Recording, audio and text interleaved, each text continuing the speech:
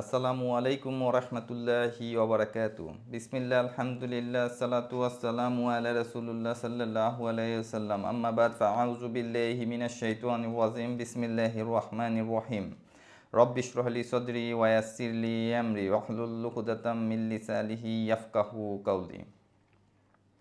সহিহ বুখারীতে জিহাদ অধ্যায় আল্লাহর এক বাণী, নিশ্চয়ই আল্লাহ খরিদ করে নিয়েছেন মুমিনের জান ও মাল, বিনিময়ে তাদের জন্য জান্নাত।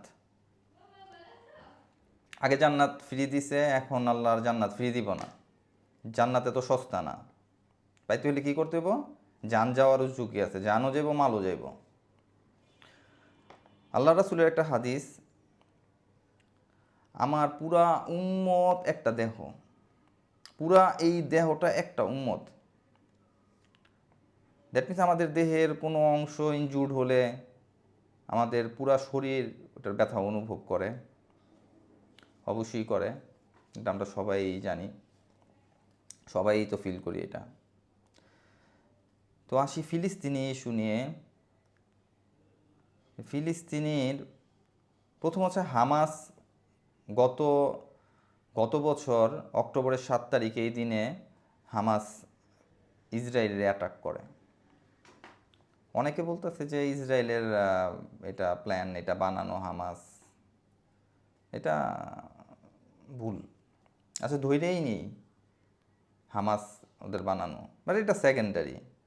হামাস যদি না থাকতো, ইসরায়েল কি ফিলিস্তিনদের ভালোবাসতো? কখনোই না। কারণ এই ইসরায়েল, আল্লাহ যে কোরআনে ইসরায়েলের কথা বলছে, সেই ইসরায়েল আল্লাহ বলছে ওদের এটা প্রমিস ল্যান্ড, ওরা এটা এনি হাউ এই ল্যান্ড ওরা দখল করবই। আর কোরআনে যে মুসলমানদের কথা বলছে, আমরা সেই মুসলমান। আসেন, ওই 7 তারিখের ওই অ্যাটাকের পরে আজকে 7 তারিখ 2024, অক্টোবরের 7 তারিখ 2024 পর্যন্ত উইকিপিডিয়ার ক্যালকুলেশনে 40,000, আরও বেশি হইব, ধৈরা নিই 40,000, 40,000 ফিলিস্তিনি আমাদের ভাইরে হত্যা করছে। আর আমাদের সেন্স অফ মরালিটিটা ঠিক আছে, তা না হলে ঘুমাইতে পারি কীভাবে? আমাদের সেন্স অফ মরালিটি ওকে, তাই আমরা ঘুমাইতে পারতেছি। কিন্তু বায়োলজিতে কি সম্ভব আমার দেহ কষ্টে আছে আর আমি ঘুমাইতে পারবো? কখনো সম্ভব না। তাহলে কি করে? ডাক্তাররা একটা স্যাডিটিভ দেয়, এই স্যাডিটিভ দেওয়ার জন্য আমরা ঘুমাইতে পারি। তাহলে কেউ একজন আমাদের স্যাডিটিভ দিচ্ছে, তা না হলে আমাদের ঘুম কীভাবে আসে? আর তো ইন্টারনেট আছে, পরিবারের সবাই মিললে সারাদিন স্ক্রোলিং চলছে, তো চলছেই। আমরা তো বাজারে যাইনি তো দৈনন্দিন পণ্য কেনার জন্য, বাট ফিলিস্তিনি মারা বাজারে যায়, ব্যাগে করে তাদের সন্তানের শরীরের অংশ গিয়ে নিয়ে আসে। এটা আসলে আমরা তো অনলাইনে প্রায় অনেক কিছু দেখি, আসলে দেখতেও পারি না, স্কিপ করে চলে যাই, দেখার মতো না। অন্যান্য দেশ বিধর্মীরা পর্যন্ত বলতেছে যে কি করতেছে, ওদের থামানো দরকার, ওদের অস্ত্র দিয়ে সহযোগিতা করা বন্ধ করা দরকার। আমেরিকা পর্যন্ত সাধারণ জনগণ আন্দোলন করতেছে, America, England, Italy, German, Paris. আর আমরা, আমাদের মুসলমান নেতারা কি করতেছে? এক হইতেছে না কিসের জন্য? মসজিদ থেকে মোবিলাইজ করা দরকার, গভর্নমেন্টে চাপ দেওয়া দরকার। এরকম এরকম যে সব দেশগুলো আছে যারা পারবো, আমাদের মতো তো ছোট্ট দেশ বাংলাদেশে আমরা আমরা তো নিজেরাই স্বয়ংসম্পূর্ণ না। ইয়া আইয়ুহাল ইনসানু মা গররাকা বিরব্বিকাল কারীম। কি হইছে? কি এমন জিনিসটা যে আমি আল্লাহ থেকে গাফেল হয়ে গেছো তোমরা? হিসাব করলে তো কয়েক সেকেন্ডের জীবন। দুনিয়ার 50,000 বছর, আখিরাতের একদিন। তো ওই হিসাব করলে তো আমি সেকেন্ডও পৃথিবীতে নাই।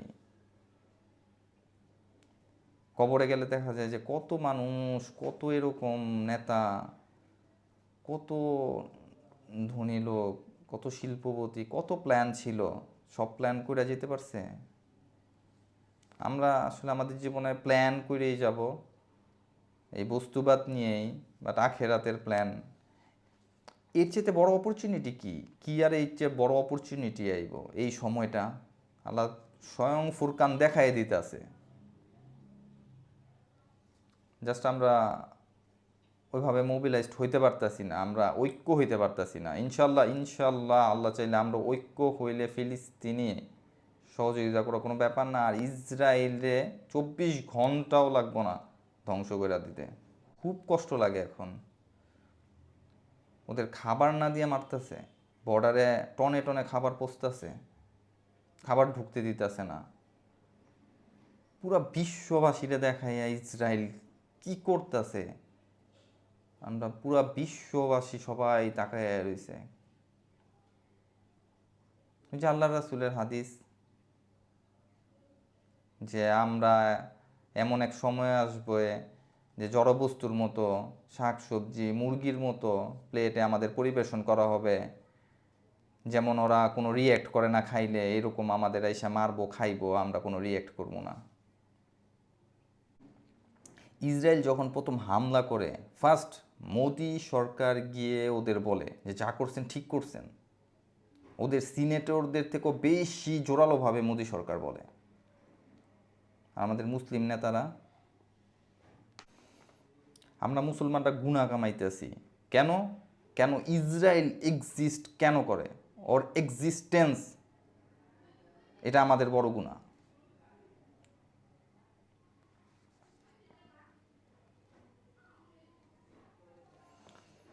আমাদের মুসলমানদের কনসেপ্ট ক্লিয়ার হওয়া উচিত। আমরা পুরা উম্মত একটা দেহ, ওই দেহ হিসেবে কাজ করব। আমার সন্তান আইসিইউতে আছে আর আমি আনন্দ করতেছি, এটা তো হয় না। তো ওরা কি আমাদের সন্তান না?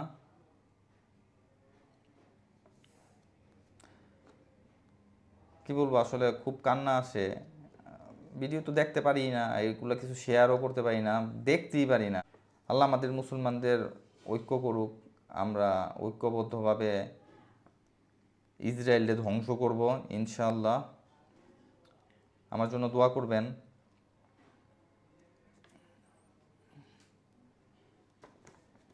সকল মুসলমান ভাইদের জন্য দোয়া করবেন যাতে আমাদের আইকিউ বাড়ে। জাজাকাল্লাহু খাইরান। আসসালামু আলাইকুম ওয়া রাহমাতুল্লাহি ওয়া বারাকাতুহু।